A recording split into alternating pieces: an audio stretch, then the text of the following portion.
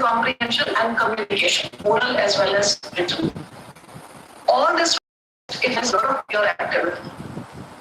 Again, read something and explains to the other child. That is the best way of telling each other, hey, read it, this is the thrill, I won't tell you the end, please go and read it, etc. I also want to request all of you to do a lot of convergence. So I'm sure you're aware that every Gram Panchayat is supposed to have a library. It is being funded by the Ministry of Panchayati Raj. And they are allowed to have any kind of books age appropriate. So they can have books for 5-year-olds, they can have books for 80-year-olds. Now this is an area of convergence that all states must look at very, very actively. So suppose your library is very small, through the 15th Finance Bill, through the Panchayati Raj funds, you can actually go ahead and have a very good library in the Gram Panchayat. Then there is a library called the NDL, National Digital Library. So if you go to ndl.org.in, you will find close to 65 to 70 lakh books of all ages for all categories. There are books for medical, engineering, coaching, etc. to storybooks for children, textbooks of children, etc. Now that is one place where we also in our Sadhak, you have seen, we have said that we will sort of work with NDL to ensure that a lot of more grade appropriate books in more languages are put there. But the states are also free to contact NDL to see what suits you, what does not, and how you can use NDL. Then the next thing is online content, which is regional languages, etc.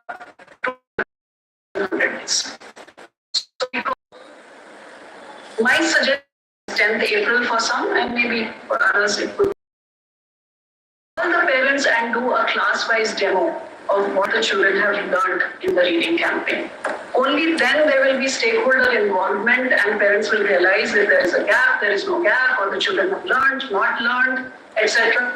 So do a small workshop with the parents, a demo workshop, and let the children arrange it themselves. Let not the teachers say कि हम आज ऐसे करेंगे. Let the children decide.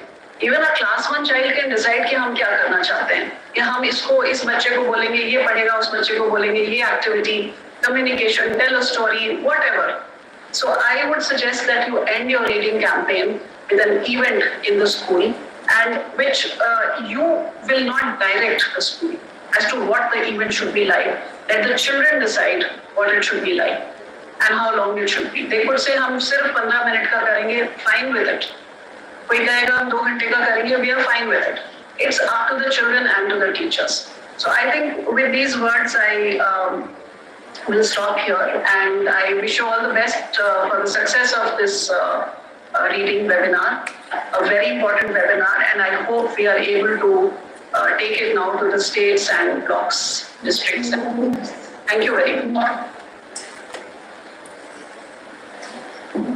Thank you very much, ma'am, for that deep insight into what reading is and how can we facilitate the reading activities, leading to learning and comprehension, as well as also showing us the roadmap for the future as to how to carry this forward. And we will request the states to carry it forward by having such campaigns and such webinars at their level also for a very deeper penetration. In fact, ma'am, I just give us some of the statistics. In the 100 days reading campaign, we have already we are in the 12th week, and the average participation in the week has been about more than 2 crore children have participated on an average, and the highest going up to 3.5 crores. So the participation has been quite good, and both at home and at school level. And even for this webinar, ma'am, about 8,000 people have joined it on YouTube already, and I'm sure that this number will increase. So there is a huge buzz and huge enthusiasm around the idea of reading. And in that context, some of the states have also done wonderful work. And we would, although other states have also done very good work, but for possibility of taken up 3 states who will be making their presentations. So first, and sharing their experiences and best practices. So first, I will request Madhya Pradesh to kindly address us and share their experiences. SPD Madhya Pradesh, Mr. Dhanraju is here. Yes, good morning, sir. Sir, can you hear me?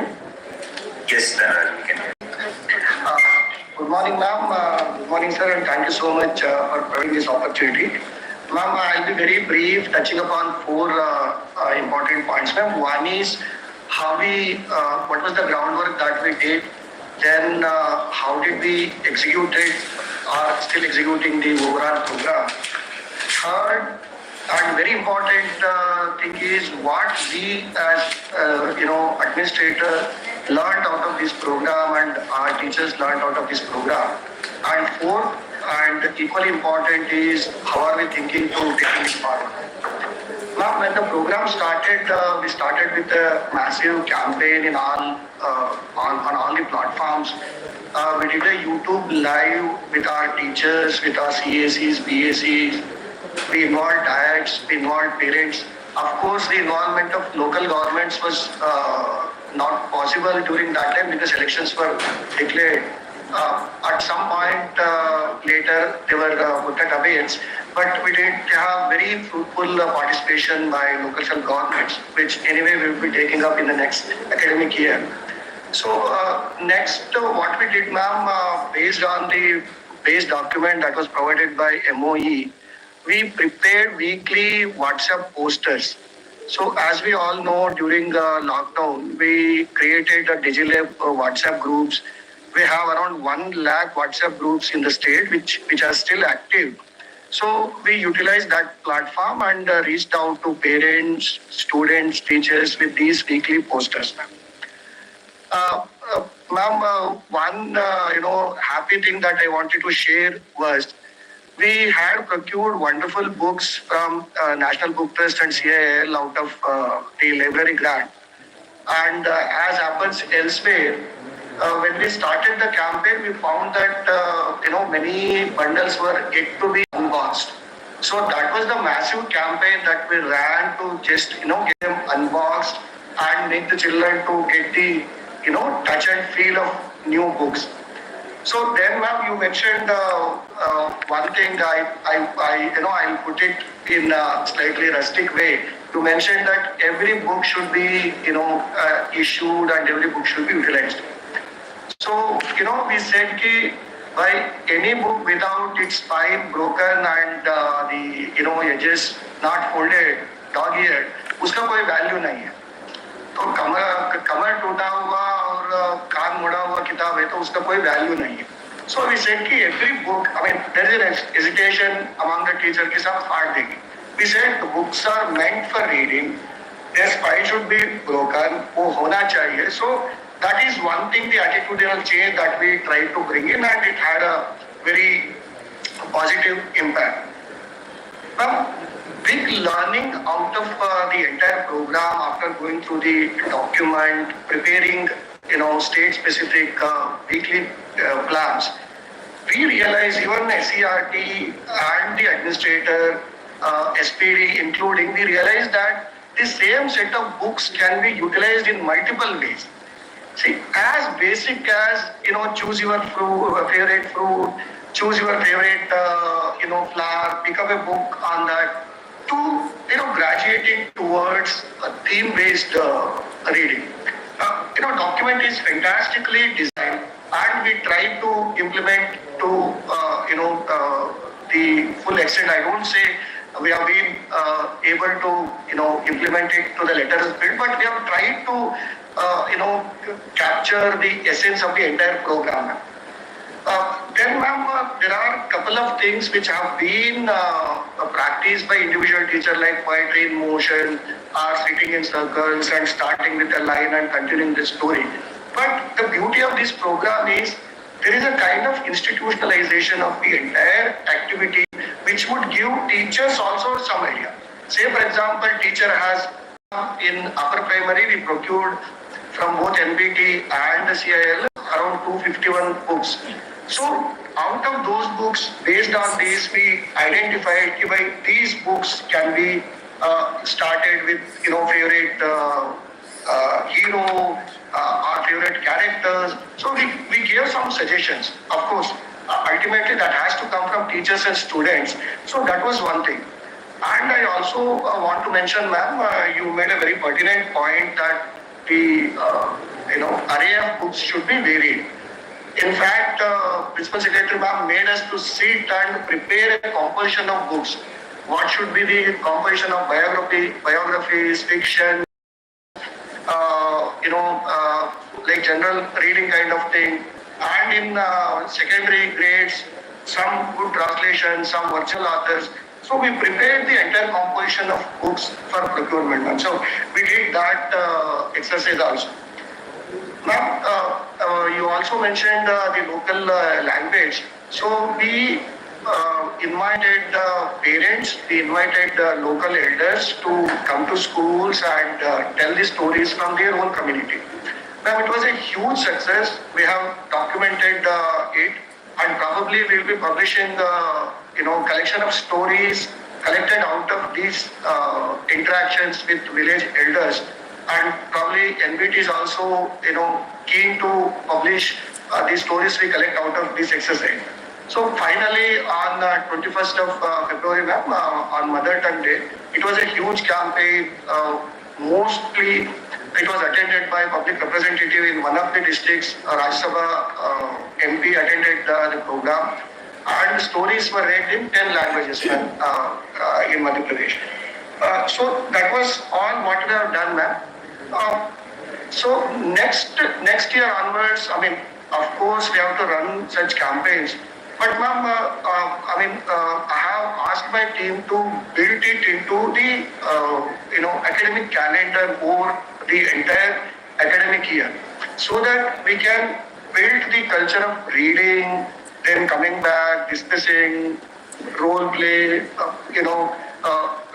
there are so many suggestive activities, author, interview of author, interview of character, twist the end, so many activities. So we have already started, building the entire set of activities into our academic calendar next year. So that's all from Madhya Pradesh, ma'am. Thank you so much for this opportunity. Thank you, Mr. Raju, for that brief and very to the point input. What has been done by the state and the innovations that have been done, especially with respect to the calling the elders and listening to their stories and documenting their stories, and the idea of getting those stories published as well. I think that's quite wonderful. And I think the week that saw the maximum participation, 3.5 crores, was also the week in which the Mother Tongue Day fell. So that shows the enthusiasm of the people at large about promote about the mother tongue and the local languages and how they can contribute in that. Next speaker, I will invite from Chhattisgarh, the State Project Director, Shri Narendra Dugal, to kindly give his remarks and share his experiences. नमस्ते sir, नमस्ते ma'am. Ma'am, Chhattisgarh में मुख्य रूप से बच्चों की भाषाई कौशल और विकास के लिए जो कार्यक्रम 100 दिन का चलाया गया, उसमें विशेष रूप से बच्चों को कहानी पढ़ने के लिए प्रेरित किया गया, जिसमें रुचि, अनुवाद, स्पीड को समझ कर उसको पढ़ने और उसका व्याख्या करने के लिए इस पर ध्यान दिया गया। इसके लिए कहानी उत्सव का आयोजन किया गया। दूसरा, 100 दिन का पठन अभ्यास के लिए जो 2 भारत सरकार के प्राप्त थे, उसके अनुसार भाषाई गणित कौशल को फोकस बनाकर स्थानीय इनपुट, स्थानीय कार्यक्रम, स्थानीय तरीके से तैयार करके किया गया। इसका जो मैदानी स्तर पर है, जो शालाओं में है, काफी अच्छा प्रभाव रहा है। इसको आगे चल के और बेहतर करने में सबको फायदा मिलेगा। 100 दिन के अभियान में 14 सप्ताह का जो कार्यक्रम तैयार करके भेजा गया था, वो सुझावात्मक था और प्रत्येक सप्ताह अलग अलग बिंदुओं पर फोकस करके कार्यक्रम का आयोजन किया जा रहा है। गतिविधि का विस्तार शिक्षकों को प्रति सप्ताह अग्रिम रूप से दिया जाता है। सामग्री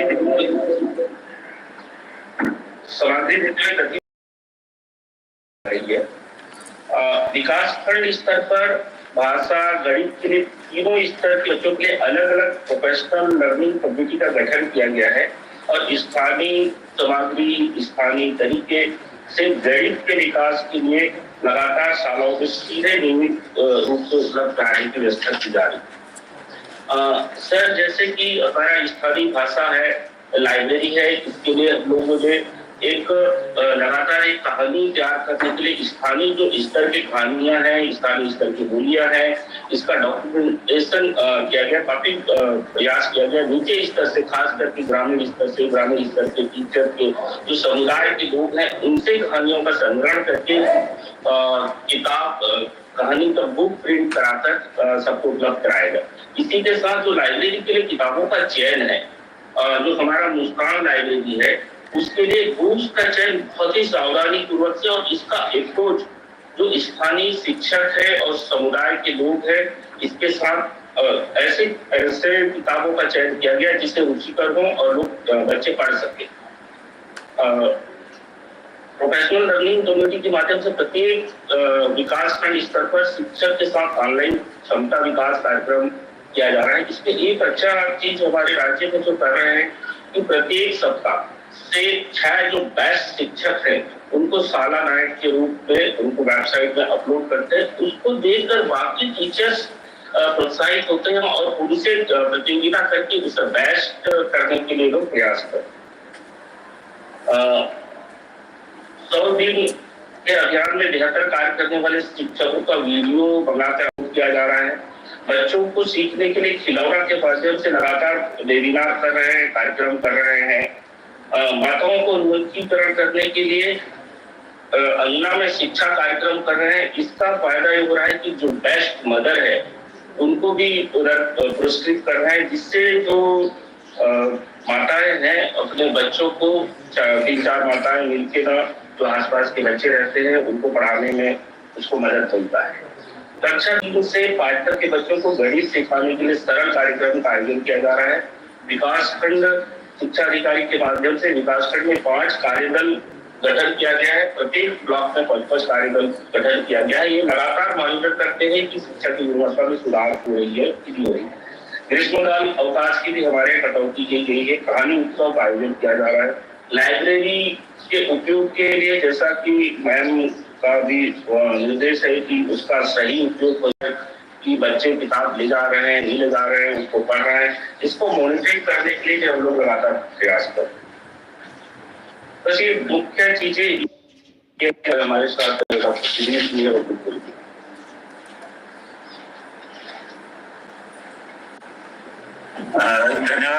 दुग्गल जी आपके वक्तव्य के लिए। आपने बड़ा अच्छा ये बताया कि क्या ग्राउंड लेवल पे क्या क्या आप लोग कार्यक्रम कर रहे हैं जिससे कि ये रीडिंग को और बढ़ावा मिल सके और लिटरेसी को प्रमोट किया जा सके। Now I will request the representative from Telangana, director NCERT, miss Radha Reddy, to kindly give her. Good morning, ma'am and all the other participants. We started the Enjoy and Develop program, that is the READ program. So before we launched the program, the state core team had been constituted, and with the resource persons and Samagra Shiksha officials, NCERT resource persons and the NGOs, and we went and discussed the present status of children and prepared the guidelines for implementation and disseminated the guidelines to the field level. And we launched a 100-day campaign program from February 5th, which on the auspicious day of Vasant Panchami, and 26,000 schools have participated and are participating in the READ program. These are few of the clippings and the photographs from the program in the launch. So the objective of the programs that every child should become an independent reader and reading should be an habit, and to achieve a class-specific learning outcomes related to reading ability of the concerned class. Please keep moving the slides also if you are doing Yes, the sir, we are moving, sir. Okay. So all the teachers are a part of this program, the school headmasters, the complex headmasters, and we involve the parents, community, NGOs, and awareness programs for all the stakeholders, and we ensure that library books are access to all the children. One library period was allotted to all the classes in schools, and the library committees have been constituted with 5 children per committee to maintain the books and issue the books. Every Saturday reading competitions were conducted to encourage the children. And once in a month, the Patanotsav, that is the reading festival, has been conducted to demonstrate the children's performance to the parents in the community to enable the children to become fluent readers. Your slides are not moving, at least I cannot see it moving. Can anybody see it moving?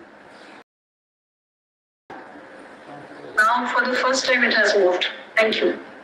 Sorry, ma'am. Then we conducted the Granthalaya Varostavalu, that is the library festival from 14th to 21st February, ma'am. On the last day of the 21st, that is 21st February, we conducted the Matrubhasha Dinotsavam, the mother tongue day, in all the schools. Story writing competitions were conducted with the help of Sahitya Academy, and nearly 2 lakh children have participated and they wrote their stories in mother tongue. Core groups have been constituted at the mandal level for monitoring, and regular reading activities were also designed, and keywords were identified from the topic. These are few of the photographs, ma'am. Individual reading, paired reading, and group reading were a part of all these activities. Then for reading strategies and book reading in the library, group reading was done by the lead teacher, student leader, and pairing was done. And given 3 days for mother tongue, Monday, Tuesday, Wednesday, 2 days for English, Thursday and Friday, and 1 day for the third language on Saturday. We have involved large number of NGOs. A few of the NGOs are Bread Society. We have a Room to Read, and we also involve the Telangana Sahitya Academy, which is a department. Then extensive monitoring has taken place of the program. And we'll be continuing for the next academic year also, because we started a little late, ma'am, that is on 5th February. And this also would be a part of a regular program, ma'am. These are few of the photographs. Library books were given, and it was a huge success, and we have collected a large number of books from the donors as well as from the NGOs. So the best thing is children started reading books even during the lunch hours and after the school hours also, with the motivation from the teachers and the community.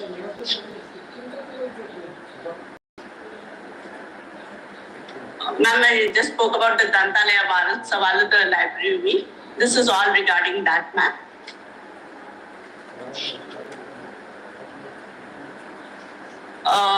When the districts, they organized the book fairs. Karimnagar district had organized a large book fair, and collectors, joint collectors, and all the other stakeholders of the present in the districts also participated in a very active way. These are few of the photographs, ma'am. So we'll be continuing this in the next academic year also, ma'am, as I told earlier. Ma'am, that's the end, ma'am. Thank you.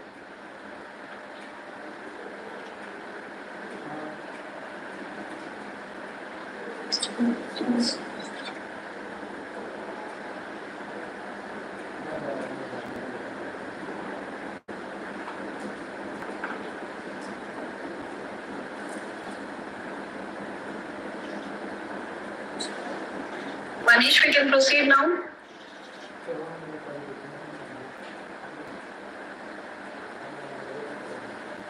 So, ma'am, I think we have come to the end of this program. So, I would like to take this opportunity to thank you, madam, for giving us so much time from your busy schedule, and also for highlighting the need for comprehension for using the child's language as a bridge, for highlighting the need for availability of books, and you also highlighted a number of different kinds of reading material that can be included in the classrooms. You also emphasized the peer learning and the need for oral and written communication, and also for having convergence with other departments like Panchayati Raj and use of technology and Diksha platform.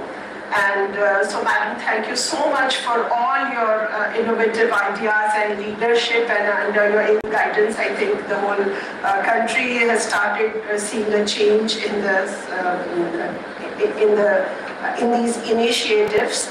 I thank Shri Nishtha ji for emphasizing the genesis of this program and also highlighting the initiatives. I also like to thank all the 3 representatives from different states who shared their work and the kind of initiatives taken by them. So I thank all of you for this, and I also thank Director NCERT for guiding us throughout and for his time for this program. And at the end, I just want to close by saying that there is no such thing as a child who needs to read. There are only children who have not found the right one. So thank you one and all, and immediately after this we proceed to the technical session 1, which will be chaired by Shri Nishtha ji, and we have 2 speakers, Ms. Pooja Nakamura, who's from American Institute of Research, and Ms. Kirti Jairam from Organization for Literacy Program. So thank you, Madam, and thank you all, and over to you, Manish sir. Thank you, Suniti, and thank you, Manish. I will be going out now.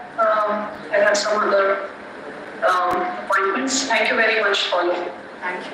Thank you, ma'am, for giving time for this webinar. We continue during the day, and thank you to NCERT and Suniti ji also, and also to our team, Rashi Sharma, who is the director in the ministry, who along with Suniti ji have put together this reading campaign and the reading webinar that we are hosting.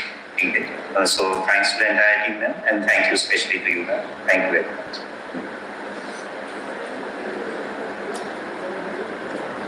So we can start with the next session. Yes, sir. We start with the next session, and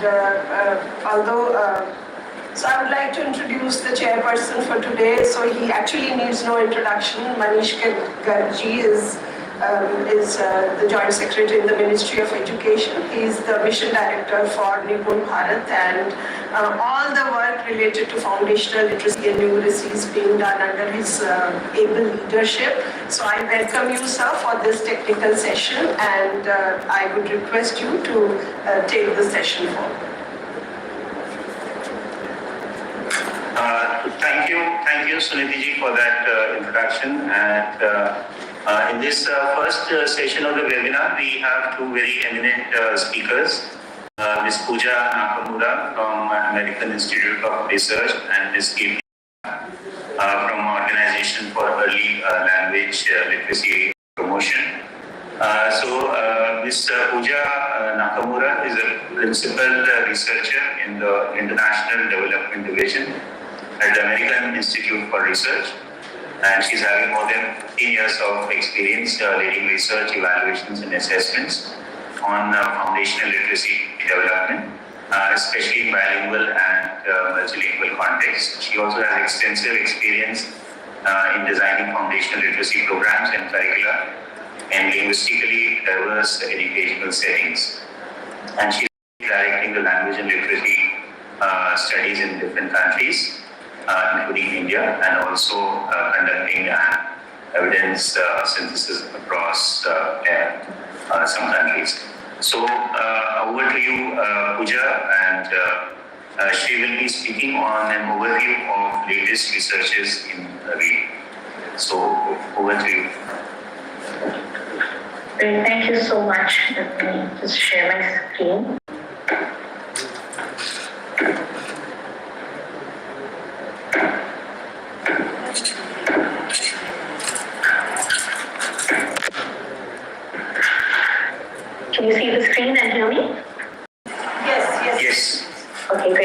So namaste and good morning to everybody. Thank you so much for the opportunity to be here today. My name is Udise I'm going to be sharing a little bit today about a general overview of the global research in reading, how that could be applied and help support all the initiatives that are being taken in India around improving foundational literacy.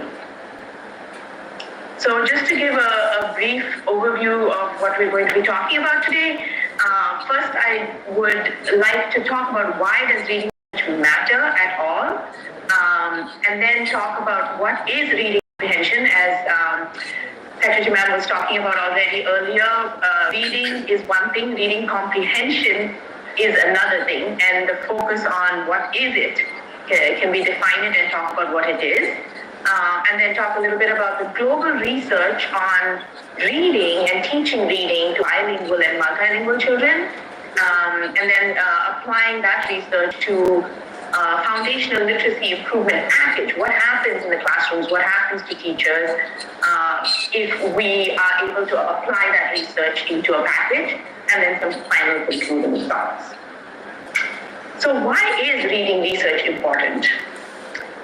Why do we even need to talk about theories? Why do we even need to talk about models of reading and research? Why is this critical? Reading is something everybody does, right? We learn to read. It's not rocket science. If they have enough books, if they're reading, children will learn to read. Yet, there is a global reading crisis. We were in a state of crisis for literacy development in low and middle income countries, even prior to the pandemic, with more than half the children at grade 5 not being able to read a grade 2 text. So this was already in a state of crisis prior to the pandemic. Now we're reaching a point where maybe up to 70% of the children in coming years will not be able to read at grade level. So one of the key things about thinking about how to have an effective reading strategy, a reading program, a reading intervention, we turn to the science of reading and the reading research. Because what do we need? When we have limited resources, when we have complex bilingual and multilingual environments, how do we decide which skill, for how long should we teach that skill? In what languages should we teach bilingual and multilingual children? How do we teach Akshara languages versus alphabetic languages? Once we're literate, we know that there are differences and that we just need to get fluent and be able to read. But which skills in those languages should we be teaching? For a long time, there's been an over-reliance on monolingual and alphabetic reading research. So it really begs the question of how applicable is that research, and what else do we need to understand when we're learning non-alphabetic scripts, when we're learning in bilingual context, when we're learning in complex urban situations of multilingualism in low-income communities. How do we choose those languages? So focus limited resources onto the right skills in the right languages at the right time and explain that. And let's talk about the theory and the models a little bit. So what is reading? When we think of reading, standing up and sounding out something, I don't want us to think about how fast and how many words the child can say. I want us to think about understanding the meaning of printed words. So ultimately what the child needs to do is to be able to look at a text and be able to learn from it, to be able to not only decode the words or sound out the words, but to be able to extract information and meaning from these printed and written words. And that is a complex, multi-dimensional, multifaceted, integrated process that changes over time. So when a child is very young, that could be just learning to read. As the child gets older, that's leading to learn and acquiring new knowledge, integrating with background knowledge, and learning. Reading requires two main skills. Both are required, neither is sufficient alone. So one is, which is the ability to sound out the words, and the other is the oral language comprehension. And as has been mentioned in the beginning, in the inaugural session, and has been said many times, this is where language plays a part with the fluency of the decoding skills. So I'm going to briefly share multiple different models of reading comprehension or theories of reading comprehension, basic reading comprehension. And what you'll see is that almost all of them are saying the exact same thing. That if you want reading comprehension in any language, you need two main pillars for the child to be supported in their ability to reach reading comprehension. So that is language comprehension. So if you're teaching a child to read in a language they don't understand, that's already one pillar gone, the child will not learn to read.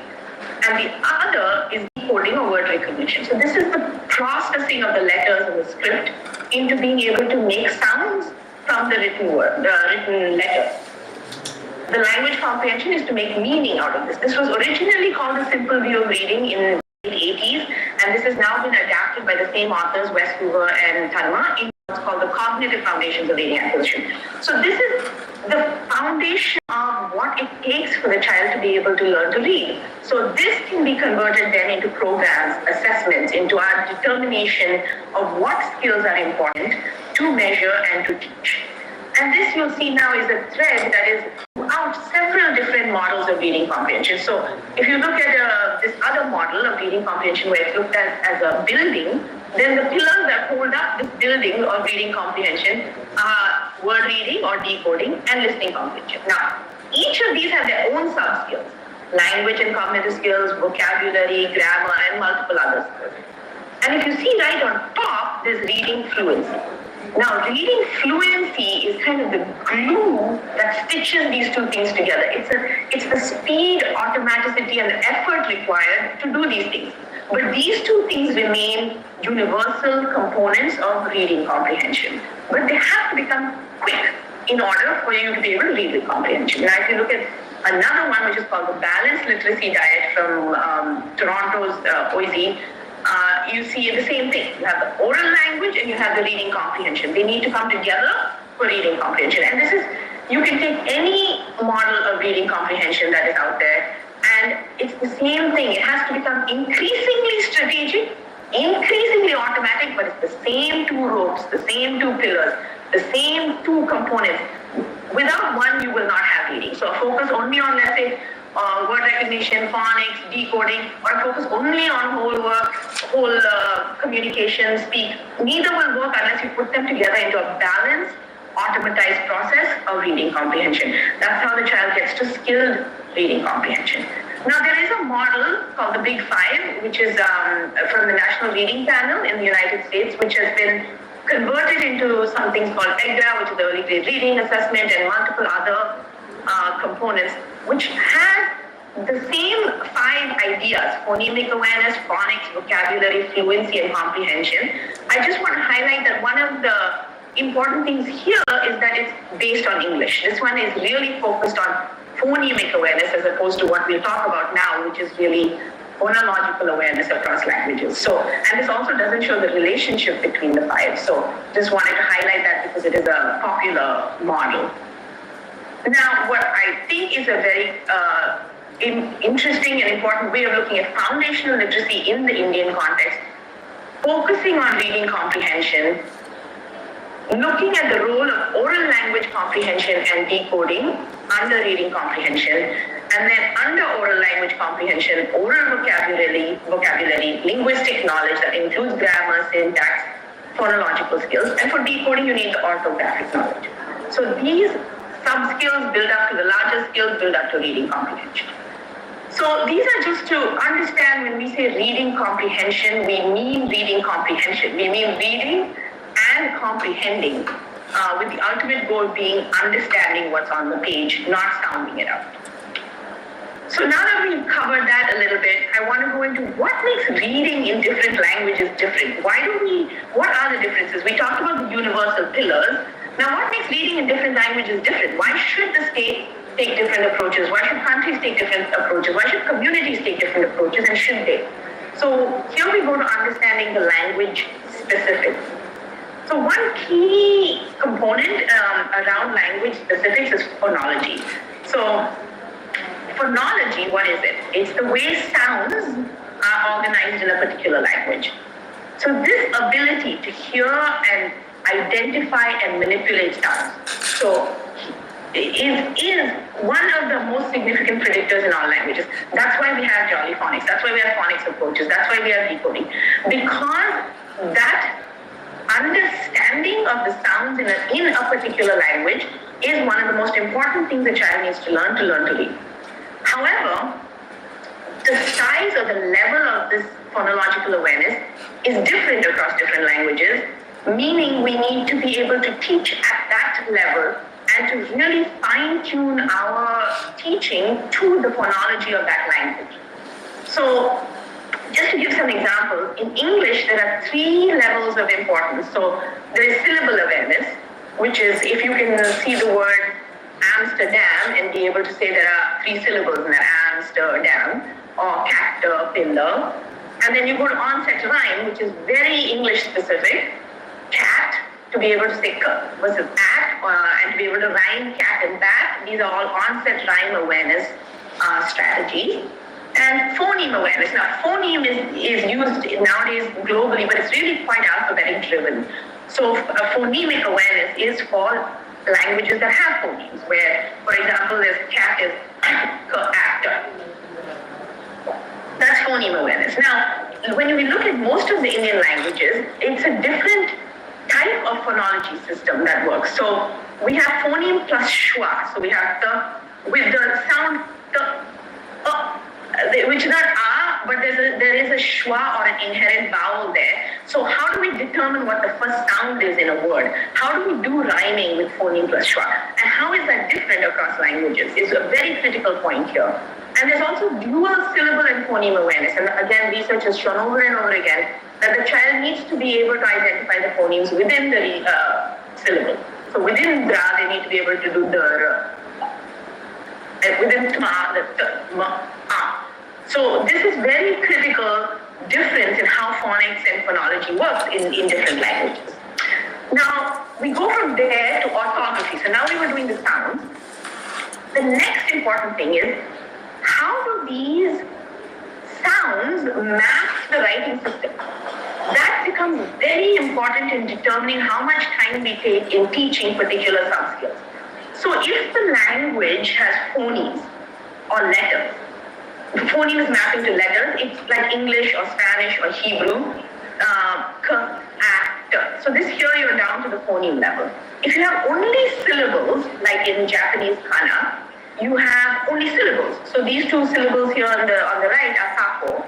Ta is, there's nothing there that's ta and there's nothing there that's a. And nothing there that's ka and there's nothing there that's o. It's ta and ko. So the syllable is the unit. You can't break it down further. When we come to what's called alpha syllabic, which is used mostly in Indic languages as well as in Ethiopian Fidel and Korean Hangul, then you have syllables, and within the syllables you have phonemes. So in the Kannada example here, you have ka, ki, kri. You remain at the syllable level, but the child has to be able to do phonemic in order to get it. So dual syllable phoneme programming is very critical. And then, of course, in East Asia, you have syllables with morphemes, where it's just a character with meaning and a syllable. So we'll skip that one. But that's a totally different approach that's needed there. Now, there's one more key factor about orthography, and that is called depth. So orthographic depth. And this is important because it tells you how important fluency is versus comprehension and how long you need to teach each one. So this is a degree of consistency between symbols and sounds. And I'm using the word symbol instead of letters because akshara, characters, they're all different symbol types. Now Hindi and several Indian languages are more on the transparent or so-called shallow side. So when you take ka will always be ka. La will always be la. There's no other sound. You can add matras to it, you can make it half, but it's always the same sound. So there's 1-to-1 mapping between sounds and symbols. So this is why you can see children in reading, as Secretary Ma'am said in the beginning, upside down, inside out, but not understanding sometimes, because they can learn the 1-to-1 correspondences between the sounds and symbols. English, on the other hand, is opaque or deep. So just one example here, you can think of any examples, but you see this, there is no way you have a 1-to-1 correspondence between the letters and the sounds. You don't say now. You have to really learn these words as sight words or whole words and understand rules, of course, but there's no one-to-one mapping between the sounds and the symbols. So this has critical implications, as I will show you. So just one example from India, in Karnataka and Andhra Pradesh in 2011, where we did this research where we were looking at the degree to which children were reading with fluency and with comprehension. So if you look at the darker blue side, you can see that the children were reading with greater fluency in Kannada or Telugu, but with less comprehension. So they can read faster, more words, but they may not be understanding. But in English, like I said, if you see the word there or sentence, there are enough giraffes in the zoo. If you can read that fluently, you can comprehend it. But in Kannada or Telugu, if you can read it fluently, does not mean you can comprehend it. Always. I mean, they're related, but it does not always mean that. So what is the connection between reading fluency and reading comprehension and its relationship with orthographic depth? Is that you need to be able to comprehend. And if you have a transparent language, like we have in Indian languages, you cannot assume that the child is reading fluently in front of the classroom or reading fast, meaning that they're comprehending. And there's more and more research to show that this might be the case. So again, in the more transparent languages, sight words and familiar words are less important to teach and assess. Reading speed is less likely to predict comprehension. But in the more opaque languages, if you're teaching English or you're teaching another language which has more depth, then you have to spend more time teaching sight words and assessing them and familiar words, like enough, or one, O-N-E, all these basic words. And if you're reading with speed, which is what happens in the Dibble's assessment in the United States and where EDGA came from, then you are more likely to be able to read with comprehension. So this is an important distinction in understanding the language specifics and how we might want to adjust to the Indian context.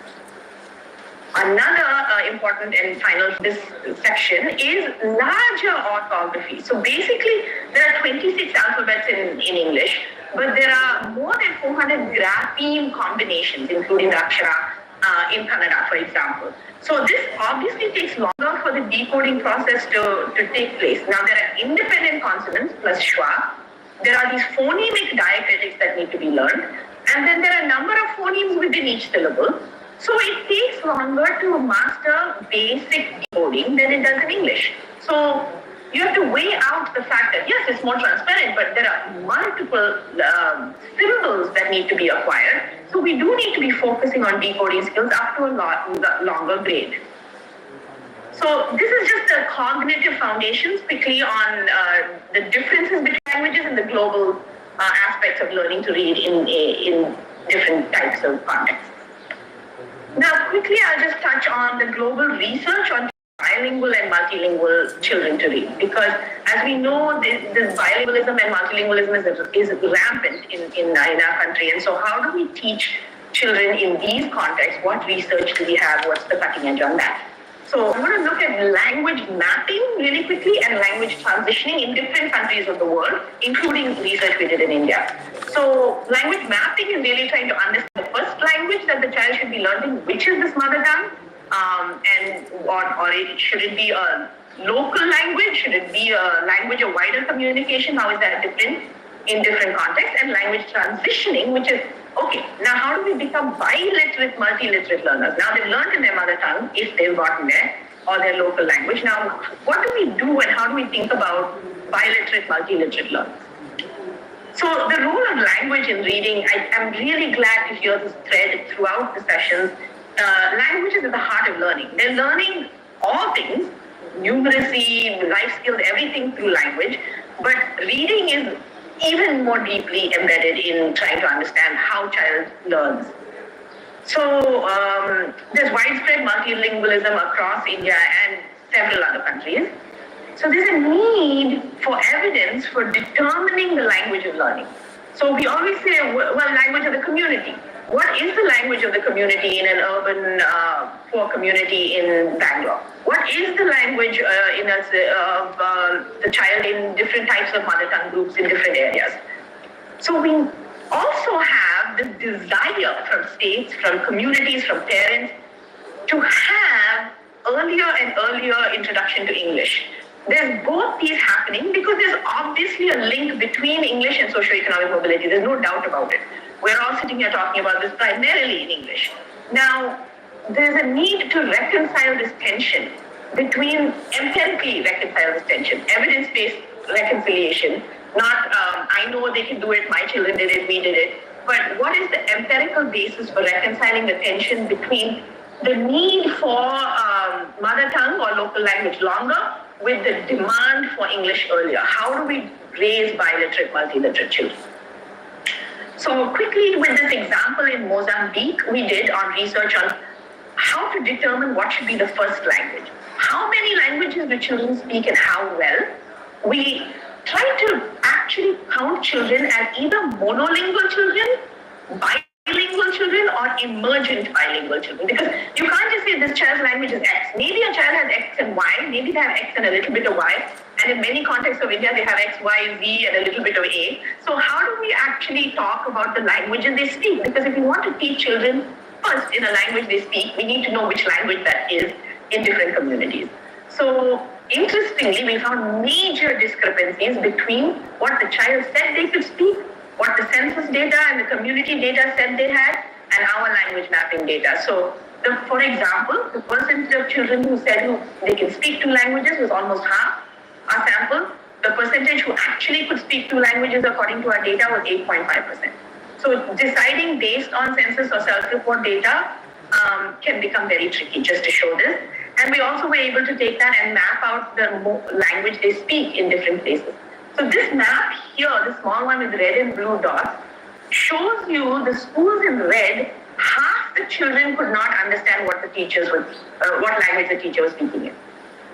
And here, more than 80% of the children in the red schools could not understand what the teacher was speaking in. So, do we really understand when we decide we want to go Portuguese in Mozambique or English? How many children understand? Does the teacher even understand the language they're teaching in? And can we understand that from an empirical research point of view?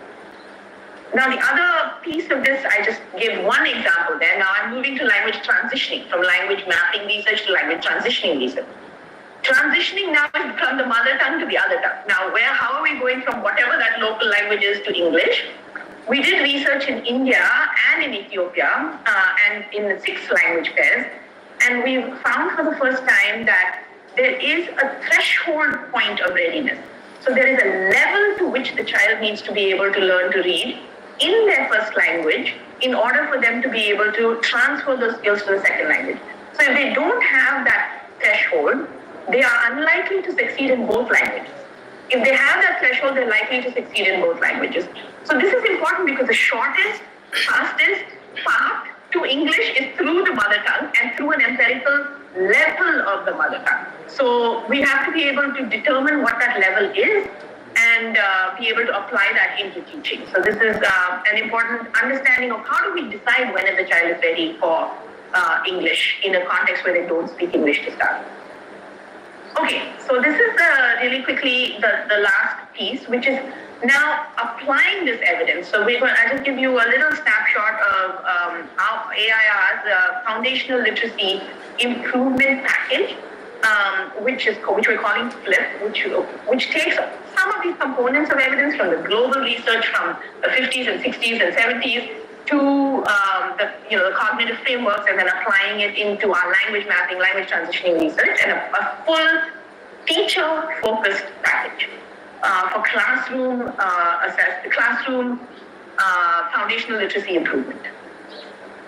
So the first component of this package is classroom-based reading assessments. So what is this? We need to start with data. What is the language level of the child? What is their decoding level? Which languages to teach it? So we start with some very simple teacher-focused classroom-based reading assessment. So the teacher immediately has a sense of where the child stands on the key reading skills.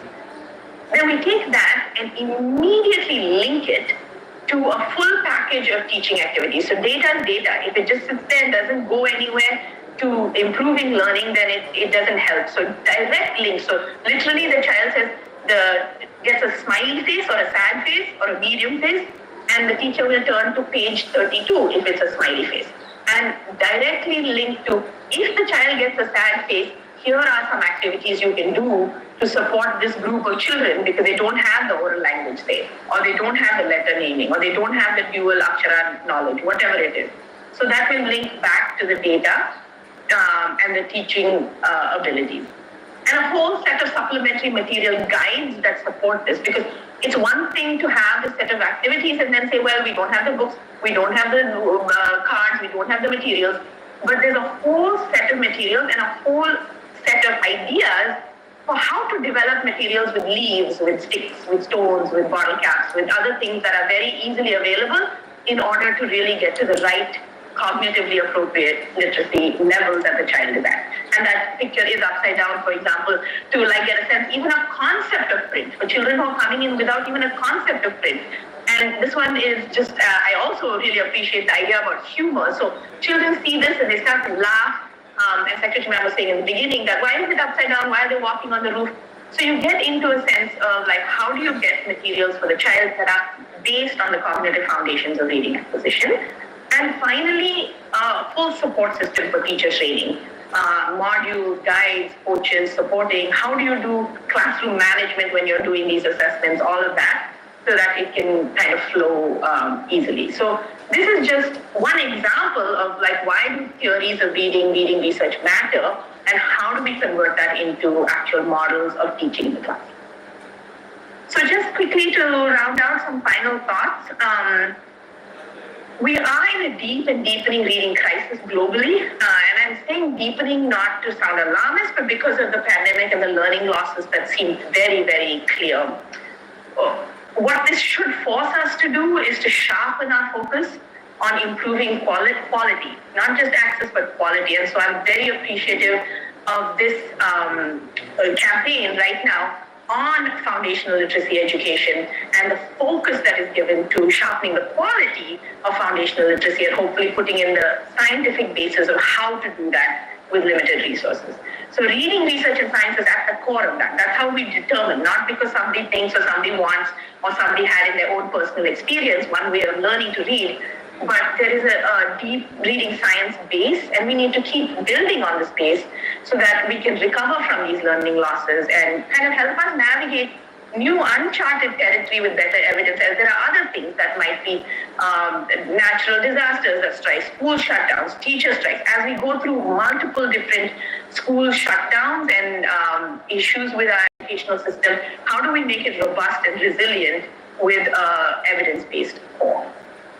So I will stop there. Thank you very much. Thank you, Pooja, for that extremely interesting presentation. It's always good to hear you, especially when you talk about the languages and the comparison between different language systems across the world, along with the examples and how the reading comprehension builds upon the basic foundation stones and pillars. Also, you have talked about the importance of mother tongue and how the mother tongue actually should be used as a bridge language to transition to instruction in the school or to English, whatever it is. Thanks for that. And I also like to tell everyone that Pooja has been associated with the foundational learning study that we recently conducted across the country, and has really contributed significantly to that development of that study. So thank you, Pooja. We'll go to our next speaker, who is Ms. Jairam. She'll be talking on reading intervention research to practice. Ms. Jairam is currently director of the Organization for Early Literacy Promotion, which is working with the government primary schools to evolve pedagogies which are grounded and aim to build strong foundations for high quality learning within young children, especially from low literate and vulnerable communities.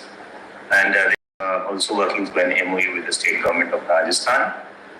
She has also been on the advisory panel for early literacy of Ministry and NCERT, along with some other national bodies. And she's having more than 30 years of experience in elementary education as a teacher, teacher educator, curriculum developer and researcher. and has a wide experience of working in multiple worlds and interacting with multiple practitioners across different contexts. So I welcome Ms. Kirti Jairam and request her to give her address presentation. I would like to begin by thanking NCERT as well as my team and the teachers, the children, the government officials and parents who have supported us. This work is spanning 15 years. We have worked inside. One of the things we do in OELP is working in the classrooms. So the team has worked in the classroom to develop. I will quickly run through some of the theoretical ideas that have and insights initially that have given us helped us to develop this program. And this program has evolved over, as I said, more than a decade.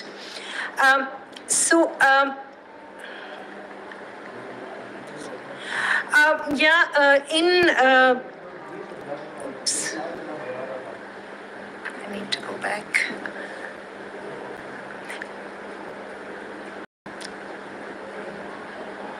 Do I do this?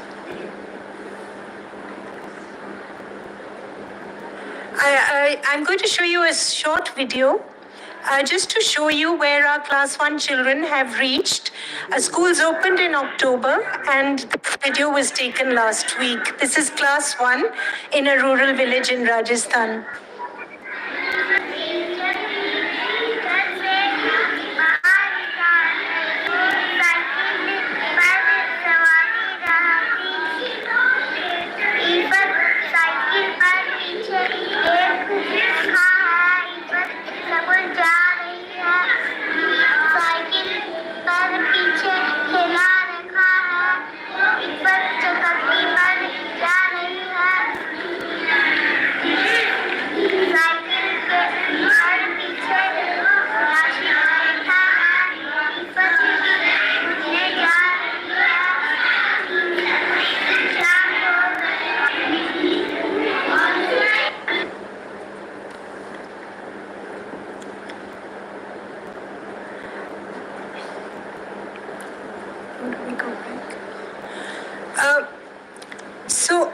Just to give a very quick feel of the insights, theoretical insights, one of the first things that we look at is how do children make inner connections. I think the previous speaker had talked about not just decoding, but also the meaning making. And the whole process, looking at this as a developmental process, which begins in early infancy, right from the child, when a child identifies a smile as representing a feeling, on to when they go on to looking at pictures as representing reality. In the same way, looking at symbols, written symbols that stand for sounds which can be combined to make spoken words. This is the meaning making process that we have arrived at.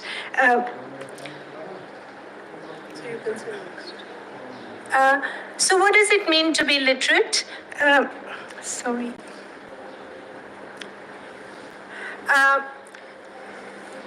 Being able to think independently, being able to make sense of what one reads, being able to express clearly through spoken, written, or pictorial forms. So what is our overall overarching theoretical framework? There's a lot of work that's been done in this field. So what are the influences that have impacted our work?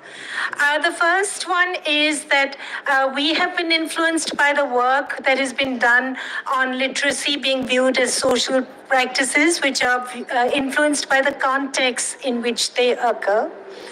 The second major influence is the shift from skill-based reading readiness approaches to the process-based, more developmental, emergent literacy perspectives. I will talk about these a little later in more detail. The is the shift from deficit perspectives, which view, gaps, learning as gaps within learners, to looking at discontinuity theoretical perspectives which address the differences in the classroom. And how do you address classroom differences? One of the key things that we've learned over our 15-year journey is that the classroom is not a neutral space. It's a complex space. And how do we engage with it? And how do we address each learner? So some major insights. This is mainly from the Harvard Center on the Developing Child. Children learn with fullness when they experience emotional well-being. They need to feel welcome in the class. When they feel a positive self-concept, social competence, and a stimulating learning environment. Leading up from these are some of the questions that we had when we began. Very quickly, what are the natural ways in which children learn, and how can we facilitate these in the classroom? How can we make success achievable for each child? We found when we began and when we've spent time in classrooms, many children experience failure at a very young age, and nothing could be sadder than that because it impacts children for life. So how do we make success achievable? How do we bring ways of, how do we connect ways of reading and writing to ways of being in the world, ways of talking, engaging in the wider world? So linking with children's experience. These were some questions that we began with and which have guided our work. What were our challenges? The first, of course, was the transition from home environment to school environment, not purely in terms of literacy, but even in terms of many children come from homes which do not have a routine, which do not have, and they come into the unfamiliar, rule-bound world of school. And at many levels, we found these differences. Also, we are looking at a broad spectrum where we have children from elite schools as well as children from far-flung schools all coming together under one system. So how do we address this transition from home to school? This became a primary area of focus. The second was spoken to written. There's a lot of research done, Purcell Gates and many other people who have done research to show the transition from oral to written is not a natural transition. So how do we address this? When we have children who come from print-rich environments who pick up print concepts in their very early childhood, and then we have emergent writers who come into class 1 with absolutely no experience of written language, or very little experience of written language. So how do we deal with this diversity? And the third is the home to school transition, which the previous speaker also laid on. These were our so how do we address these challenges, and how did our program evolve? This program evolved organically through engagement in the classrooms in rural Rajasthan. Our focus was equipping children from diverse backgrounds with foundational learning and self-development. We found foundational learning is a precursor to foundational literacy and numeracy. It is building the skills for learning, and it's building the climate to facilitate. It's the soil on which foundational literacy and numeracy grow, and we feel this is a really vital component. The second, of course, is foundational, getting directly into building the program for foundational literacy and numeracy. The third is home language to school language. How do we build that into the program? And the last one is higher order thinking. How do we weave that in from day one when the little children come into school? So these were our focus areas. I'll just quickly run you through how did this translate, how did these theoretical ideas and insights translate into practice. So learning from a decade of classroom engagement and engagement with teachers, we realized it has to be very simple, it has to be doable. We cannot talk jargon with teachers, we have to make these ideas extremely simple. Everyone in our team has worked inside classrooms, and we have a saying amongst us that if you cannot do it in your own classroom, don't ask anyone else to do it. So do things that are doable. So begin with teachers' needs and available resources. What does the teacher want, and how do we build on that? Move on to learner needs, interests, and backgrounds. And finally, ensure flexibility. So you have a broad program, but how do we build in the flexibility to address different contexts? This was our challenge. Also, how do we make it scalable?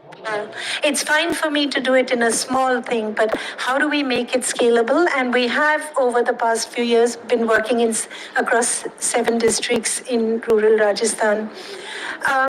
One of the things we found is to make a conceptually sound framework extremely simple. And this was a challenge. It took us time. But coming up with this hand, where we're doing reading, writing, listening, speaking simultaneously, but the thumb becomes the thinking. This is something that teachers have picked up beautifully. Because if you're listening, is the child listening with attention and thinking? Is the child reading with thinking? Is the child, and so on. We've had teachers come in, so we removed the thumb and we asked teachers, what are the things you can't do with the hand? The same way, if you remove thinking, what happens? It's all going over the head. So how do we bring in this thinking component? It's a transformational component.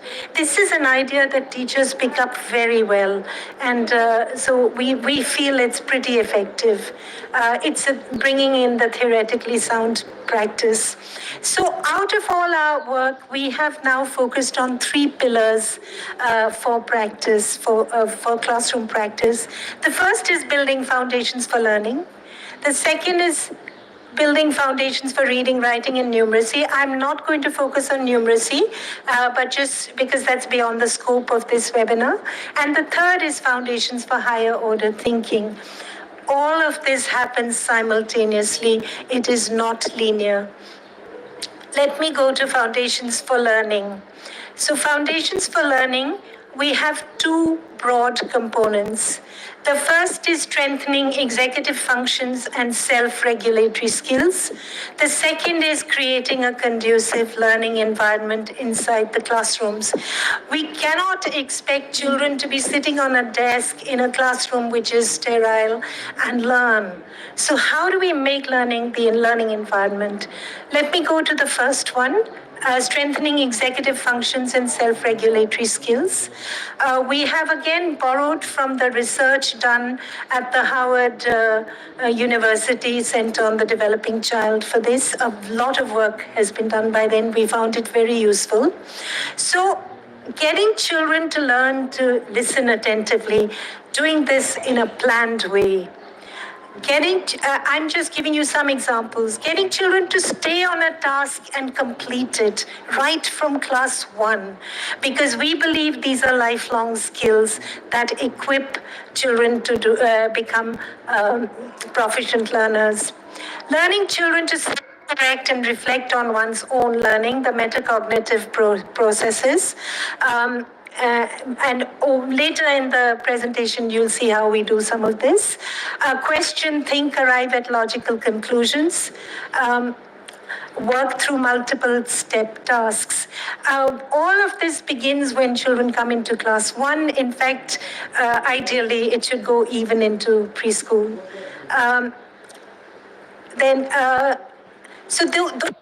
The earlier ones were the executive functions. Now I'm coming to self-regulatory skills. Learn to respect and work with each other. Learn to analyze negative emotions in socially acceptable ways, extremely important in our contemporary world. If I'm angry with someone, I don't just box them. How do I express my emotions? And when children learn this in the younger classes, it touches them for life. Share responsibilities. So this is one set of the foundational learning skills that we do, and we believe these are really important. The second set is creating a conducive learning environment inside the classroom in a low-cost, doable way. So how do we do this? So some of the indicators, the classroom has to be non-threatening, it has to be caring and respectful. It needs to respond to individual needs. Gradual and planned transition from home language to school language. Inclusive, extremely important. I'm going to spend a minute on this because we have children we are a very divided society, and children by the time they come to school, class 1 already know their place in the social world.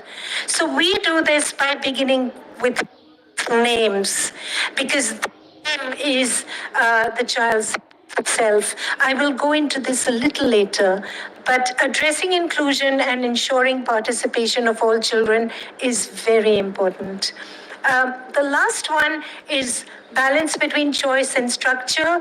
In our team, we call it Khulla par Vyavasthit. So we have a structure, a broad framework within which we allow choice and natural ways of learning.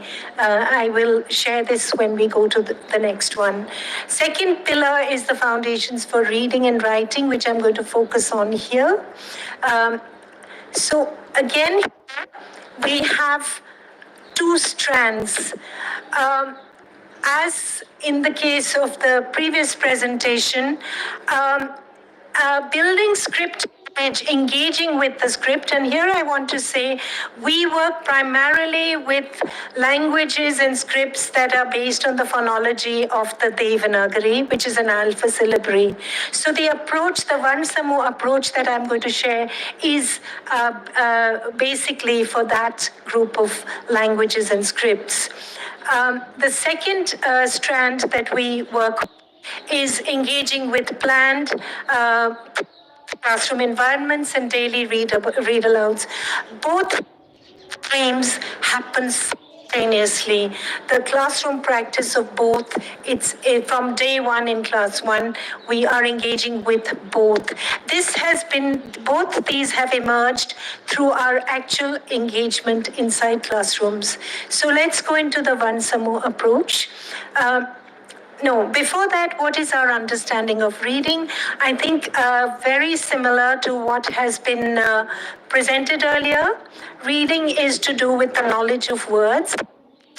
But the skills that we are looking at is phonological awareness, or understanding the sounds and the sound symbol relationships, word recognition, and building vocabulary spoken as well as written vocabulary, the reasoning, the comprehension. In our we believe that understanding is not enough. We need to go beyond. We need to understand and respond, reflect, think, reason. So, and right from class 1. So those connecting information, drawing inferences, relating to background information, all of that. So this is how we view reading. Coming to the Vansa approach. The idea was to make decoding meaningful, something that learners can build an inner connection with. The underlying thinking here is the children need to understand that aksharas are symbols, sound symbols, which can be put together to create meaningful words. The children need to understand that reading and writing has something to do with me. Most that we worked with think reading and writing have something to do with soul, and we want to break that. No, it has to do with you, the words that you speak. The The Devanagari is a beautiful script. It's a transparent script, and it is an alpha. It the linguistic of the akshar is at the alpha syllable level, which is but we did individual reading observations of 1,300 children in Delhi in 2007 and 8, and we found the most for the children was matras. We have the traditional Barakhadi where matras are not taken separately. Why am I? Let me explain. When we look at, for example, the word pani, water, the children hear the term pa and ni, and they are able to.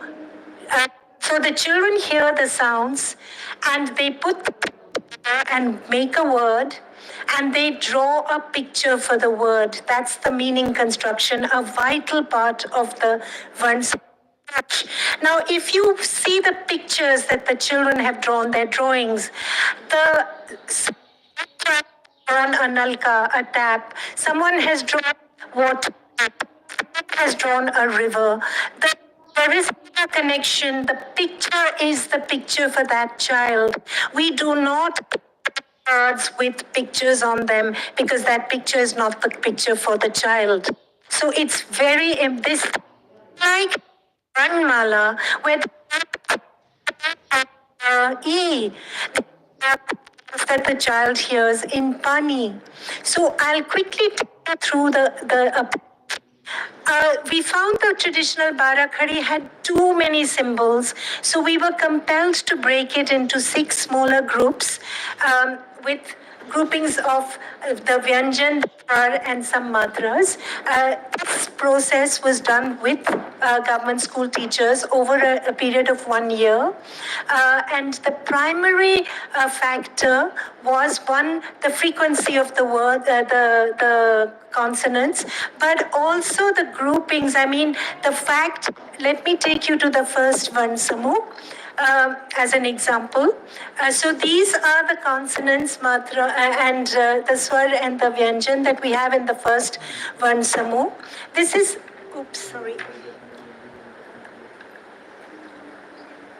This is how it is presented.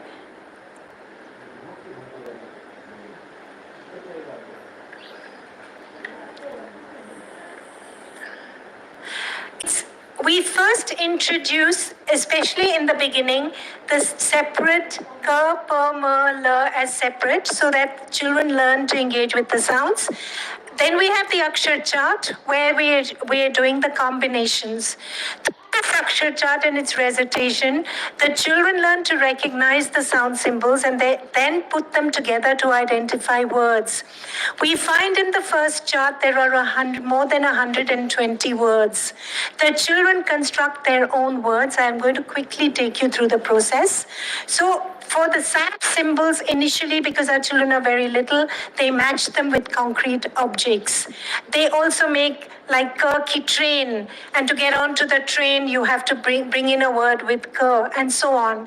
They draw pictures. In most, you will have ka, but look at the words they have drawn, and what their own language.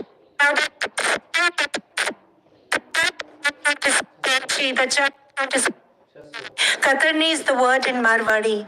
So we are building in the mother tongue right words, the beginnings right from their own languages. They engage with the Akshar chart in a variety of fun ways to combine sounds. But what I want to point out is that we found this to be an effective tool in multi-grade situations. This same chart in a single teacher multi-grade school caters to older children who can make polysyllabic words. We can identify the level of children if a child is combining ma and mi, contiguous alphabet akshar, to make a word, or a child is combining far-flung akshars, the levels are different. This has been a very useful tool and teachers have loved it. For each one of those akshars, we have flashcards. We play many games. Children love to play games, and that's what we do. So they combine these and they construct words in many different ways. Children, then we give them mixed words, mixed aksharas from the different words. One thing I want to say, in none of the schools have we gone beyond the third Varnsamu. We find by the time they are in the third Varnsamu, they've already picked up reading. Here I want to show, this is an akshar chart where we have put aksharas from 3 different Varnsamus. I want to point out some of the words that the children have constructed. Gar. Gar is mud in mitti in Marwari. There's a word jija. You will not find the word jija in any textbook. These are words that have come from the akshar chart, combining sound symbols, but also combining the child's experience. So making decoding meaningful. And this is what we've tried to do. The games. Now here I want to show you the word namkeen, a polysyllabic word made from Varnsamu 1. We also have poem posters based on these aksharas from by the time children have gone through this for about 2-3 months, they're into sentences. So building awareness of sounds and symbols, understanding the relationships between symbols and sounds, understanding the units called aksharas, with the matras combined, the spoken sounds at the alpha syllabic levels, drawing pictures to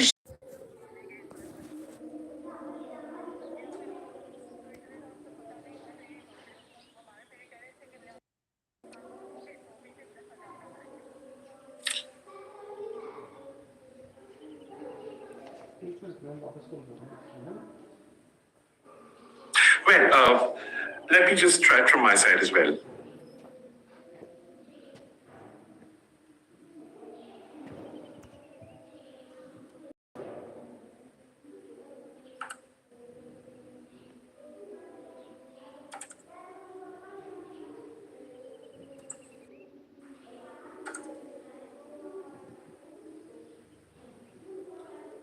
Is this visible from my side as well?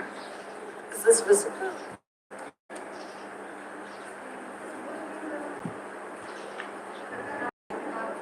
Yes, it is visible. Right, okay. Whatever. So, as a country, I think we have fought a simulated reading war for quite a few number of years. So can you just make it full screen, please? I would just try and make it full screen.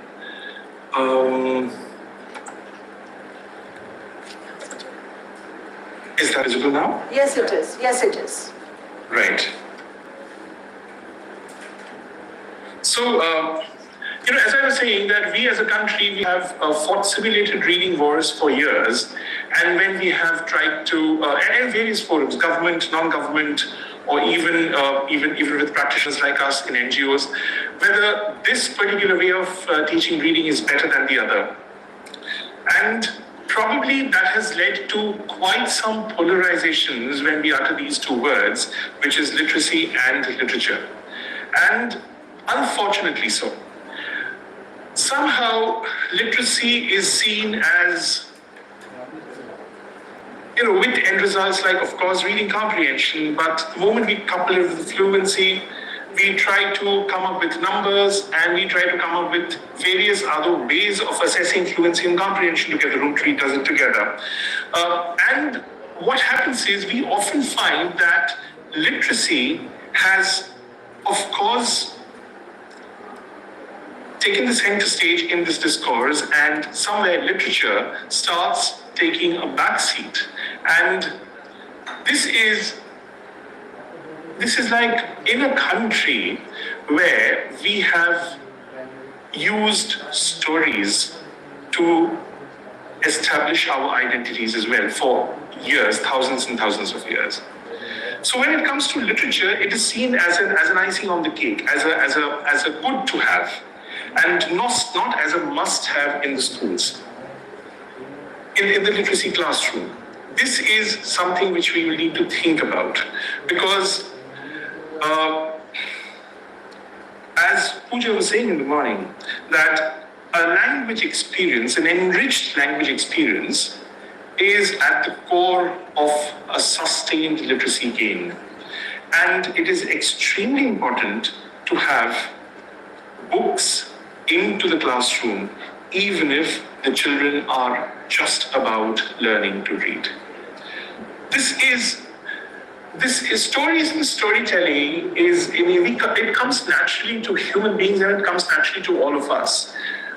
In this country, when Gautama Buddha had to talk about his teachings, he used stories. There has been stories for various, ways of, learning various things in life. There's been a Panchatantra, there has been a Jataka, there has been various folk tales which have added to that diverse myriad, plethora of identities that India is all about. And it is in this particular country, the moment we get into the classrooms, we immediately keep storybooks aside. We start getting into teaching the syllabus, probably teaching aksharas and teaching everything in very non-interesting ways where the meaning is never the focus. Now, as practitioners, as Room to Read, we are thinking practitioners, and we want to bring to you what works best when it comes to literacy and literature, putting them together for sustained literacy gains. We have seen that books are an indispensable theme in the literacy classrooms. We are all in favor of, we all understand that the linguistic context that we are working in is multilingual. There is a script context, there are akshara scripts that we all have to learn, where we have to get a certain level of automaticity. We have to get we need fluency so that we have enough space. We have freed up enough cognitive space in the brain to be able to think while we are reading. And this paradigm of thought that we want to bring into while we are reading is best through books and orality around them, and whatever the language the child is comfortable with. So books and orality are indispensable pillars of literacy learning, especially in Indian scripts and languages. We know that reading is a learned skill, and we have to, it is not part of our DNA per se, that we really have to learn these skills painstakingly, the set of symbols and automatize them so that we can create newer circuits in the brain so that we can read more strategically with more automaticity, and to be able to gain that, that fluid feeling brain which enables us to become an independent reader. So having put these two together is, it's extremely important that we really understand how good, authentic children's literature becomes a very important aspect of literacy learning. We will come to that. And what should be done with those books? We know that reading literally changes the brain in a sense and allows us to make new connections between the visual region, the language region, the regions of thought and emotion. The previous speakers have all highlighted this. The idea is this is best possible when you have a book in hand. Now, this is one of the most sought after models of reading comprehension. We call it the reading rope by Scarborough. We have seen this is probably the third time that we are seeing it today. And Just to digress, a friend of mine, when I was like hooked onto this for some time, a friend of mine told me that this is just inevitable in a country which has debated for thousands and thousands of years whether the is a snake or not. So you will be caught onto reading ropes, and it is completely like it's culturally appropriate for us to get onto the reading rope. But now the question is how to bring this down to the classroom. How can we have an increasingly strategic way of reading which is supported by an increasingly automatic way of reading? Now, this skilled reading, and it can be tested in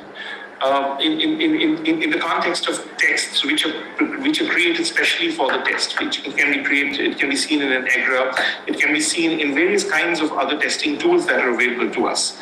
But the question is, this will be the best visible when we have a book in hand. That's the case that I want to make as a thinking practitioner, that books, we must have those as the fundamental mainstay of literacy classes in our country.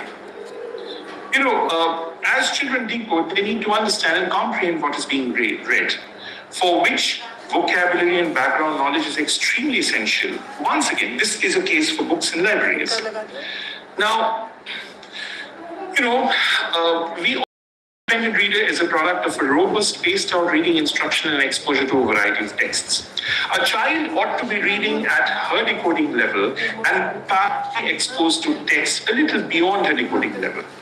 That is that space which, through various kinds of interactions with social interactions, actually help us gather more meaning and get into the depths of meaning that is harbored in a text. Authentic literature and enhanced orality around it strengthens comprehension and fluency, especially in the Akshara languages. Interaction with books also builds vocabulary and help acquire a complex language. A library creates this larger emotional and cognitive landscape for literacy by establishing meaning as the main propeller, a critical outcome of effective reading. So this is where we will once again have to think as a country why books, different kinds of books, texts, let's say, different kinds of texts, different ways in which it has been written for children, they are important for literacy. Now, our literacy program is an innovative, comprehensive approach that looks at learning to read as a comprehensive experience, immersed in which the child learns all the skills that are required to become independent and fluent readers. The science of the reading and the magic of loving to read in an enabling reading environment is the most important to have sustained literacy gains. This is a snapshot of a typical room to read library. Now, we have a book publishing program, and Room to Read has launched, there are several kinds of books. They are mostly what we call the level 1 books, which have little text, meaningful text, more scope for meaning making through the cues of pictures, a story plot, and many other things interacting together. Books are extremely important. And we would really need to create that supply of books into the literacy classroom, and we really need to think as a country how. Our book publishing program ensures age-appropriate and culturally relevant books in local languages that readers can enjoy at various developmental levels of their reading skills. Now, this is just a snapshot, once again, various kinds of books that we have.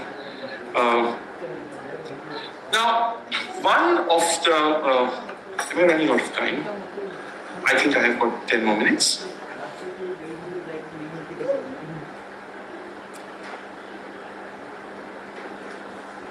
Okay, so the read aloud is something which helps children to listen and comprehend a book as well as it exposes them to a variety of genres and texts.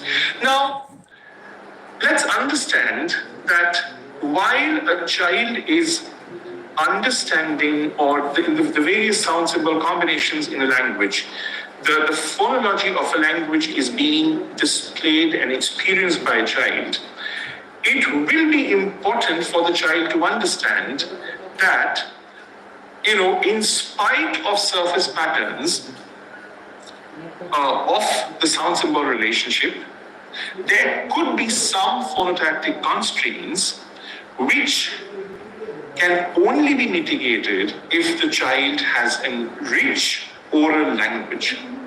And that rich oral language is best available to a child if there are books and read-alouds in the classroom. So, read-alouds with a big book or a book which is specially created for that purpose, they are extremely important, as I've said, and this is how a teacher actually engages with children of diverse decoding levels to be able to negotiate further the world of the printed text. Now, read-alouds can be done in various ways. A read-alouds, it has to have a potential targeted participants. In Room to Read, we generally target grades 1 to 5 during the library period or even into the classrooms. The resources that are needed are small books for teachers, and books can be a little higher than the students' reading levels if the teacher has an assessment. And the time generally needed to be able to devote to this sort of thing is about 20 to 35 minutes. It's good to spend that time in a literacy classroom with books and with read-alouds. There are certain things that the teacher needs to do before reading, and the book needs to be introduced. There has to be a lot of discussions around the book. There has to be a lot of oracy building around the book, where we are talking about not only the book, we are talking about our guesses, we are talking about our misses about the guesses, we are talking about what the probable story plot could be. And while we have activated the background knowledge very, very well, it would be important to have that mapped onto actual texts. So there is the during reading activity set of things, and then there is a post-reading activities with read-alouds. With each, the point is, we have learned that the more deeply we engage with books, with children, the more we ourselves learn how children learn to read, and the more we ourselves know how to help children when they are struggling readers. When they're trying to understand a certain, maybe a certain sound symbol correspondence, or we are trying to understand a certain psycholinguistic grain size, and then when that's becoming a problem, we have seen that books are the best way to mitigate, actually. So I would stop at that and just go to the next thing that is possible to do in a library, which is called a shared reading. A shared reading helps children to actively participate in reading the book, as well as enjoy the illustrations and words of the story. Engaging with a book is one of the most important things for a literacy classroom. This is probably the only thing that I want to bring to the audience today, that let's understand that literacy is about two parallel strands. We have to have the orthographic expertise built in, but we also need to have lateral linkages with books and stories and the world of oracy. Independent reading, the objectives of this reading activity for children are to be able to read their books at their comfort level and to make independent choices about what they read. Now, this is one of those key practices which help us when we become fluent readers. This is the most important habit building aspect of a literacy classroom, the independent reading time.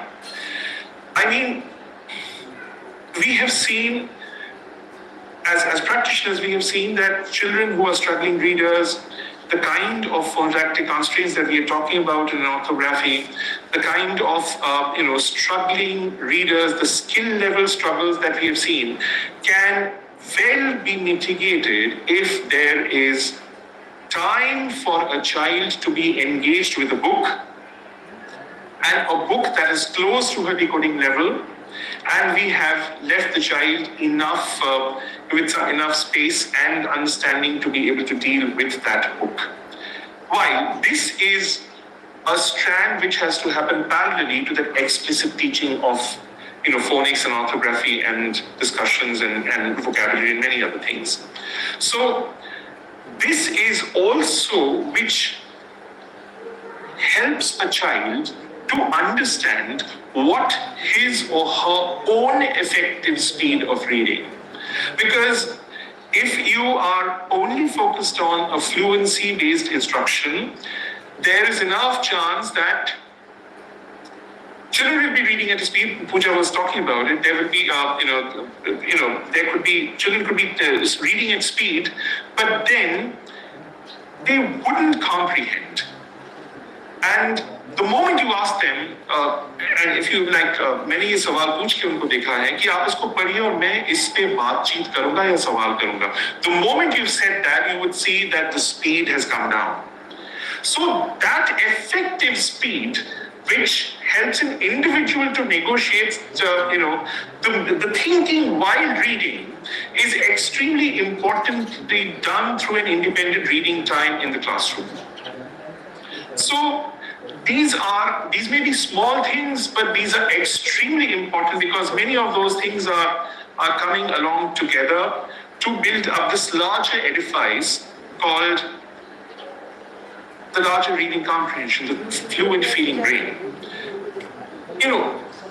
Of course, paired reading, when you are in a classroom, I know that this has not been possible much, paired reading between peers in the pandemic period. But we have seen that paired reading has been possible where Room to Read has tried to take the books to the child's, where the child is, to the child's home. So there could be people who the child could pair up with. But it is always helpful, it is probably the best that in a setting where people are consciously, actively learning literacy, if a child is paired with a peer who are somewhere of the same reading level or a little advanced and can help each other negotiate a text and create the meaning jointly rather than just individual, this is one of the other ways of taking a child to a book. So these are some of the, I would say, a practitioner's insights, a thinking practitioner's insights into this issue of why literacy and literature have to go in hand and why literature is such an important aspect of literacy and how it is to be done, which means that we would have to have appropriate books, wonderful books into the classroom along with all the orthographic practices that we are trying to do.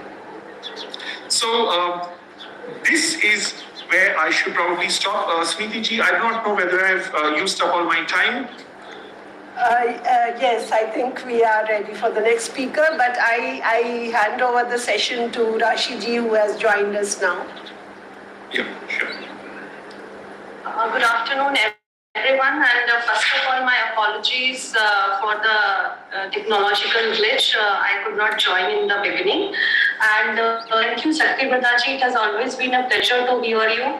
And the importance of storytelling, which you have stressed upon, it's extremely important because during our campaign also we have seen that the maximum participation was during the International Mother Tongue Day, Kahani Padho Apni Bhasha Mein. So it's extremely important, and the practices which you have shared with us, all of these are, I can vouch for that they are really effective because I also have 2 small children, and I have, seen those things like when you read aloud or when you, read a story to them, it really makes a difference. And they are suddenly become interested in books, they themselves, fetch a book, try to read. So all these things are important. So thank you very much for a very interesting session. And indeed, it is my pleasure to introduce the next speaker, very eminent speaker, Uma Mahadevan ma'am. She's from the Indian Administrative Service. She's currently posted as Principal Secretary Panchayati Raj in Government of Karnataka. She has worked as Principal Secretary in different departments of Government of Karnataka. And she was a member of the working group that prepared Karnataka's first human development report. So ma'am would be speaking on a very important aspect, the rural library program in Karnataka.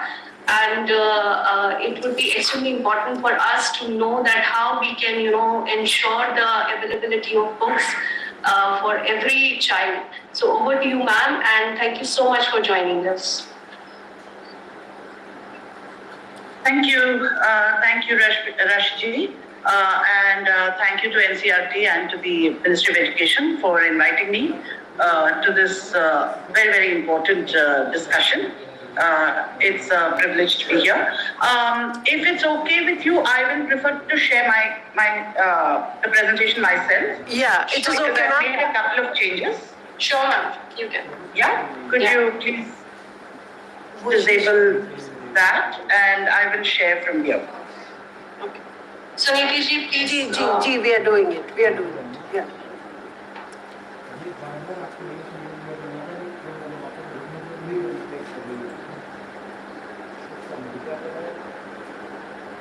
Yeah, is it visible? Yes, ma'am, it is. So you have to put it in a slideshow mode.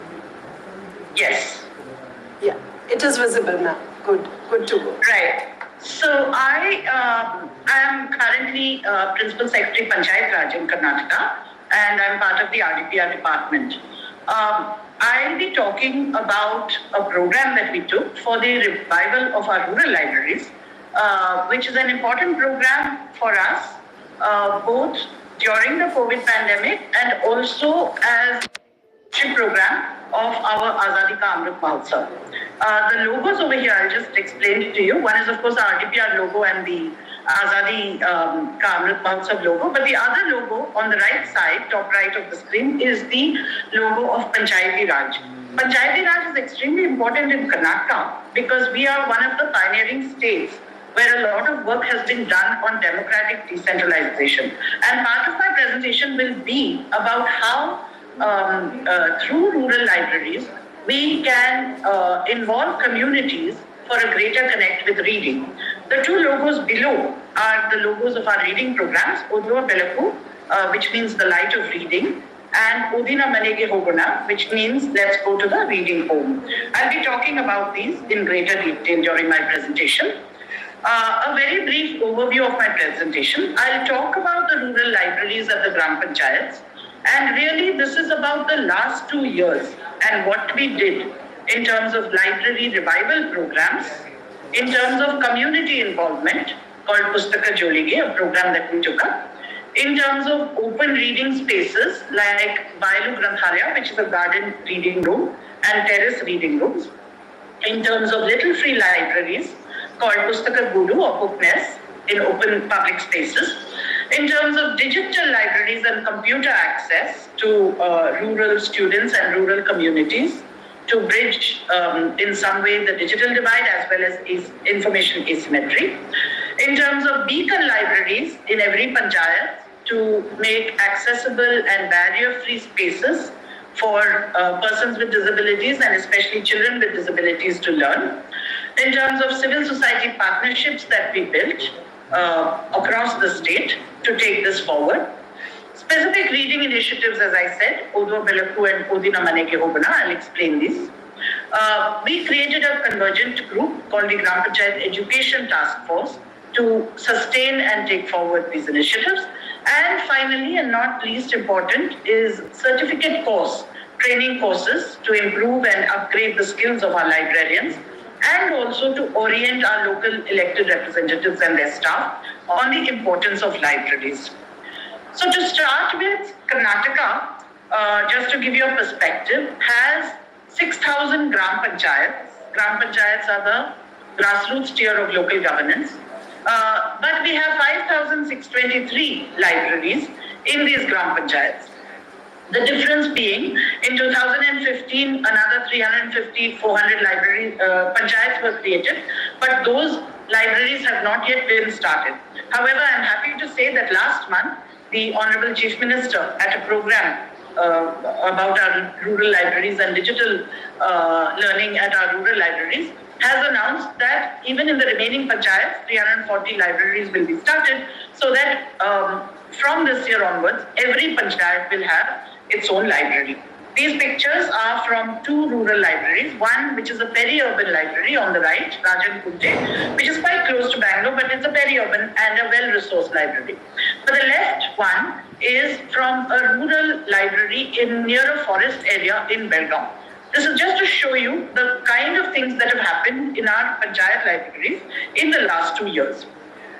First of all, to give you a context, Karnataka already has a heritage of public libraries and also supportive legislation. Karnataka is one of the first states in the country to have its own public libraries in the former Mysore princely state in 1914 and 15. Two public libraries were started in Mysore and Bangalore. Those are still functioning as part of the state library. In 1965, Karnataka became one of few states with the tremendous work of library pioneer Dr. S.R. Ranganathan to have its own state library act. This has enabled the state to have a huge network of libraries, city libraries, branch libraries, district, rural, slum libraries, and even libraries for migrant and nomadic groups. Today in Karnataka, we have around 7,000 public libraries. These are funded partly but not entirely by a library cess, which is collected by rural and urban local bodies. Why I'm saying this is because it's important for states to have a sustainable way of supporting their library movement. Karnataka's Gram Panchayat libraries, the principles that we started with, very basic overview. The principle was that libraries are an important part of the community. They can help rural residents to spend their free time reading, learning, and being informed. Most important for us, during the COVID pandemic, while schools and colleges were closed, libraries helped children to stay connected to reading. This happened because in 2019, rural libraries were transferred from the education department to the rural local bodies of the Rural Development and Panchayat Raj Department. This is an important move, and I say this because this is an example of the impact of decentralization in practice. In 2021, going forward with our library program, we renamed the libraries as Gram Panchayat Library and Information Center. We enhanced the library working hours from 4 to 6 hours, increased the honorarium, and now we have placed copies of the Constitution, the Panchayat Raj Act, various annual reports, and various important transparency documents of the departments also in the libraries in order to give Panchayat residents, rural residents, greater information about their lives and about government programs. These are some of the pictures showing the transformation of the rural libraries in the last 2 years. One of the important things that we've done is we've tried to make it colorful, child-friendly, and inviting to the public, because the thing we found was that it's not just important during the COVID pandemic. Of course, the libraries played an important role as a safe space and as a sanctuary for rural children, especially girls, to come and study as academic quiet spaces. But even going forward, we feel the libraries offer tremendous potential as informal learning spaces to help community, traditional groups. Children can come with their grandparents, grandmother, grandfather, and to learn together in ways that formal education may be not quite able to do. So one of the things we did, this is about Oduva Belaku, the light of reading. We found that schools were forced to close and rural children needed a way to stay connected to reading. But we also found that panchayats and local bodies had played a tremendous role in effective COVID management through science-based awareness, community involvement, relief, response activities, and so on. And so as the first wave died out, we felt that maybe we should issue some enabling orders and support rural communities to revive their rural public libraries and help children stay connected, as well as build a library culture. So some of the things we did were that we made library membership completely free for all children in rural Karnataka from the age of 6 to the age of 18 could get free library cards from the libraries. I'm happy to say, I'm sorry, there's a typo here. It should be nearly 1.5 million rural children. The number is down there in the left side of your screen. We revived nearly 2,800, 2,777 libraries. This is new buildings, new books, new furniture, racks, even in some places, lots of innovations.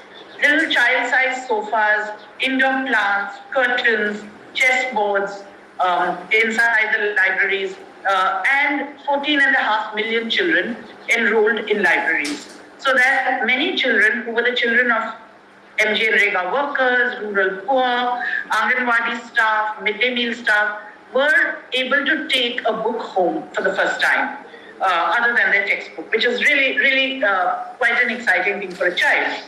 We also took up the rural libraries for all sorts of revival, including electrical connections, ceiling fans, toilets, reading rooms and balconies, study desks, armchairs, and garden benches for the seniors. To involve the communities, we felt that this should be initiated through government action, but should not stop at government action. It's important to push and sow the seeds of a public library movement. So based on the suggestion of one of our civil society partners, BGVS, we took up a donation drive called the Pustaka Jolige. The slogan was, Navu Nimma Mane Bagalige, Nimma Undu Pustaka Namma Jolige. So there was a little procession which went house to house and said, we are coming to your doorstep, please give us a book, one book for our knapsack. And there was a tremendous response, not only by local communities, by the elderly, by teachers, by retired government staff who gave their own precious book collections, but also by civil society organizations